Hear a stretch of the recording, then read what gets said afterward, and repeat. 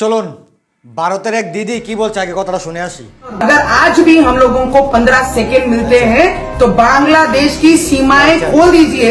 15 second में हम सब हिंदू ये दिखाएंगे कि 15 सेकेंड में हिंदुस्तान के हिंदू बांग्लादेश का क्या हाल करते हैं। শুনুন, আরে দিদি দিদি কি বলে শুনছেন তো? দিদি হয়তো ভাবছে দিদির যে দাদা আছে দাদা 15 সেকেন্ড মাঠে থাকতে পারে, ওই জন্য মনে করছে বাংলাদেশিরাও মাঠে 15 সেকেন্ডে থাকবে। দিদি ও দিদি, এ সম্ভব না।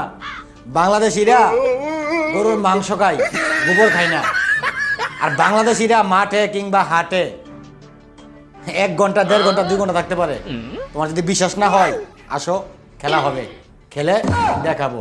তুমি যদি মনে করো তোমার দাদা 15 সেকেন্ড মাঠে থাকতে পারে, অন্যরাও এরকম, সম্ভব না। বাংলাদেশিরা মাঠে কিংবা ঘাটে, আবারও বলছি,